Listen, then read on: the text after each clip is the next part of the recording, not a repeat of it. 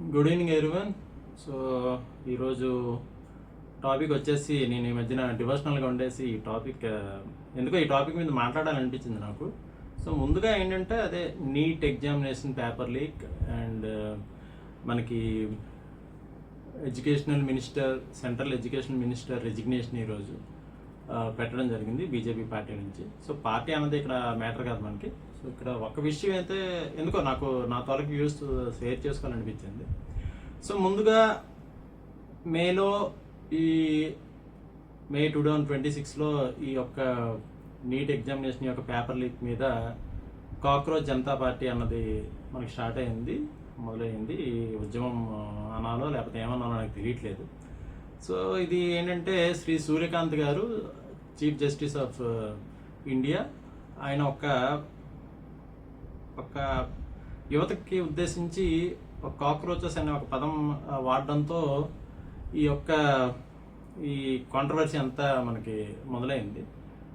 Why cockroaches వాడారు అనేసి అంటే మీకు తెలుసు కదా, యాక్చువల్గా పారాజైట్స్ అనేసి అంటాం. పారాజైట్స్ మీన్స్ ఎప్పుడు ఎవరి మీద డిపెండ్ అయ్యి ఉండే ఒక సూక్ష్మజీవులు అనేసి అంటారు కదా, సో ఇన్సెక్ట్స్ లాంటి. సో అలాగా అవడంతో ఈ కాంట్రవర్సీ అంతా మొదలైంది. సో అంతా బాగానే ఉంది, రైట్. సో ఫస్ట్ పాయింట్ నాకు అర్థం కాని విషయం ఏంటంటే ఓవర్ నైట్గా ఎంత కాంట్రవర్సీ, ఈ రేంజ్లో కాంట్రవర్సీ అన్నది మనకి 1 monthలో త్రూ ఒక సోషల్ మీడియా ఇలా జరిగిందంటే మరి ఎంతవరకు ఇది బిహైండ్ ద స్క్రీన్ ఏమి లేకుండా, ఎవరి సపోర్ట్ లేకుండా, ఇప్పుడు ఫర్ ఎగ్జాంపుల్ నేనే ఏదో అనుకోండి ఓవర్ నైట్ ఈరోజు నాకు అంత ఫాలో అంటే గత 3 నెలలకి బ్యాక్ వెళ్తే మరి సోకాల్డ్ ఈ పార్టీ గురించి కాక్రోచ్ గురించి ఇవన్నీ కూడా మనకి ఎవరికి తెలియదు. సో అలాంటిది ఓవర్ నైట్ ఈ 1 monthలో ఇవన్నీ జరిగిందంటే ఇది డెఫినెట్గా ప్రీ ప్లాన్ ముందు నుంచి అయితే జరిగి ఉంటుంది అని చెప్పి, అంటే ఓవర్ నైట్ ఇంత రేంజ్లో ఈ విధమైన అంతమంది గ్యాదరింగ్స్ ఇవన్నీ జరిగింది అంటే ఇది అంత సులభంగా అయితే అవ్వదని చెప్పి నేను అనుకుంటున్నాను. సో అది ఒకటి. రెండో పాయింట్ వచ్చేసి నాకు ఇంకో విషయం అర్థం కావట్లేదు.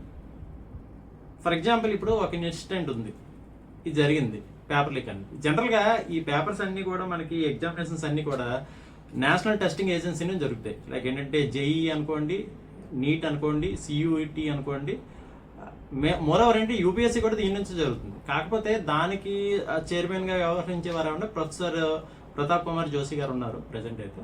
అండ్ పర్టికులర్గా యూపీఎస్సీ దీనికి సంబంధించి చూస్తుంటారు.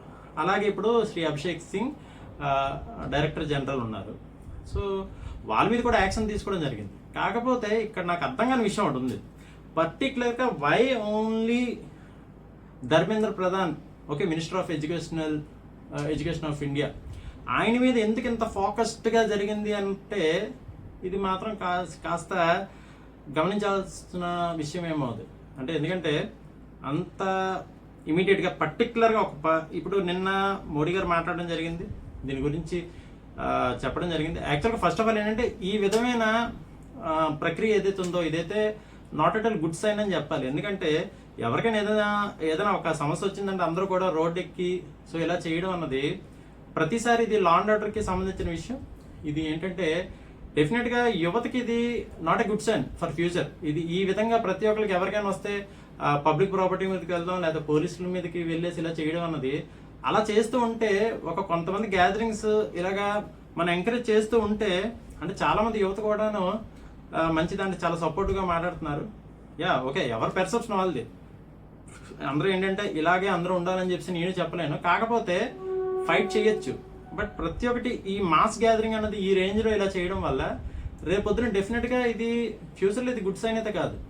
అండ్ మోరోవర్ ఏంటంటే ఒక ఇన్సిడెంట్ ఇలా జరిగిన తర్వాత వాళ్ళు ఆల్రెడీ యాక్షన్ తీసుకోవడం జరిగింది. దాని యొక్క ఇప్పుడు ఎవరైనా ఏదైనా చెప్పిన వెంటనే ఇమీడియట్గా 1 month ఆఫ్ దీంట్లో లేదా ముందు నుంచి ఏదో జరుగుతున్నప్పటికీ కూడా ఇమీడియట్గా ఏదైనా యాక్షన్ తీసుకొని దాని గురించి పూర్తిగా ఒక కమిటీ ఉంటుంది, దాని గురించి ఏది నిజాలన్నది తెలుసుకోవడం జరుగుతుంది, ఎవరు చేశారన్నది తెలుసుకోవడం జరుగుతుంది. మన న్యాయశాస్త్రంలో ఒకటి ఉంది ఎప్పుడు కూడా 100 మంది ఏంటంటే దోషులైనా తప్పించుకోవచ్చు, కానీ ఒక నిజాయితీ పరుడికి 6 పట్టకూడదని అదొక అవార్డింగ్ నాకు సంథింగ్ మిస్సింగ్ అనుకోండి.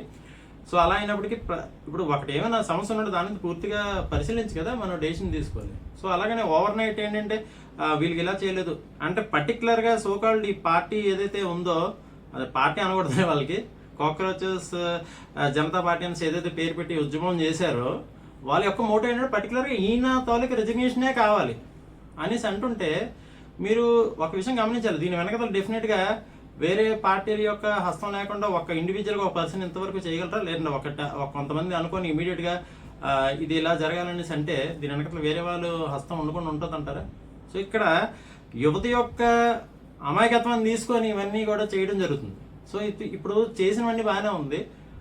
వారు ఎవరైతే పైన ఉన్నారో వాళ్ళు మాత్రం ముందుకు వెళ్తూ ఉంటారు. వాళ్ళు ఆ పొలిటికల్ జర్నీ అనుకోండి, లేకపోతే ఇలాంటివి ఏమైనా ఉద్యమాలు అనుకోండి, ఏదో వాళ్ళకైతే బాగానే ఉంటుంది, ఎర్నింగ్స్ అంతా బాగానే ఉంటుంది, వాళ్ళ పేర్లు అంతా బాగానే ఉంటుంది. ఇక్కడ చెడిపేది అంతా యువతే ఎండ్ ఆఫ్ ది డే, అది మాత్రం 100%. ఎందుకంటే ఈ యొక్క దీంతో ఇంకొక నలుగురు స్టార్ట్ చేస్తారన్నమాట, అంటే ఏదో అని చెప్పేసి. బట్ అది డ్యామేజ్ చాలా వరకు కంట్రీ మీద పడుతుంది. మన దౌర్భాగ్యం ఏంటంటే మన భారతదేశంలో ఏంటంటే ఇప్పుడు వేరే కంట్రీల పేరు నాకు తెలియడం ఇష్టం లేదు, బట్ మన పాకిస్తాన్ లాంటి ఒక కంట్రీని తీసుకుంటే వాళ్ళు ఏంటంటే వాళ్ళ దేశం కోసం అందరూ కూడా ఇంకా మిగతా వాళ్ళు రైట్ ఆర్ రాంగ్ అన్నది ఇంకా చూడరు. వాళ్ళ దేశం మీద వాళ్ళకి అంత భక్తి ఉంటుంది, భక్తి అనుకోండి లేదా ఏదైనా అనుకోండి, వాళ్ళు ఆ విధంగా ఉంటారు. బట్ మన భారతదేశానికి సంబంధించి అది సెక్యులరిజం అని చెప్పాలో ఏమని చెప్పాలో తెలియదు, కానీ ప్రతి ఒక్కరు హక్కులు ఉన్నాయి, అన్నీ ఉన్నాయి, మనకు రైట్స్ ఉన్నాయి అని. బట్ దాన్ని ఎంతవరకు మనం ప్రాపర్ వేలో యూజ్ చేస్తున్నాం, ఎంతవరకు మనం డ్యామేజ్ చేస్తున్నాం కంట్రీకి అన్నది మనకి అర్థం కావట్లేదు. సో ఈ విషయంలో యువతకు సంబంధించి అందరూ కూడా గమనించాలి. ఈ విధమైన విధానాలు అయితే అంత ఫ్యూచర్కి అంత మంచిది కాదు. అందుకే ప్రతి ఒక్కటి గవర్నమెంట్ మీద మనం ఫైట్ చేయాలి. విధానాలు ఉంటాయి, ఫైట్ చేయాలి, దానికి మాట్లాడాలి. పూర్వం లీడర్స్ అని అంటే సమయం వచ్చినట్టు డెఫినెట్గా ఫైట్ చేయాల్సిన సందర్భం వచ్చిన చేశారు కాబట్టి మనం చాలా మంది కొత్త కొత్త మాటలు మాట్లాడుతున్నారు. అవన్నీ చేసాం కాబట్టి మనకి ఇండిపెండెన్స్ వచ్చింది అని చెప్పేసి. కరెక్టే, అలా చేయడం బట్టి ఇండిపెండెన్స్ వచ్చింది మనకి. కాకపోతే అప్పుడు ఉన్న పరిస్థితి వేరు, ఇప్పుడున్న పరిస్థితి వేరు. ఒక నిజాలు తెలియకుండా ఒక రీల్స్ ద్వారానో ఒక ఇన్స్టాగ్రామ్ ద్వారానో ఏదో వచ్చిన న్యూస్ని పట్టుకొని అందరూ కూడా ఒక ఫ్లోలో వెళ్ళేసి గవర్నమెంట్స్ మీద ఫైట్ చేయడం కానీ ఇలాగా ఈ విధానాలు అయితే నాట్ ఏ గుడ్ సైన్ అని నా ఒపీనియన్. ప్రతి ఒక్కరికి వాళ్ళ యొక్క భావాన్ని వ్యక్తపరచుకునే స్వేచ్ఛ ఉంది ఈ దేశంలో. నాకు కూడా ఉంది కాబట్టి నేను నా తాలూకా ఏదైతే భావం ఉందో అది మీతో చెప్తున్నాను. Thank you.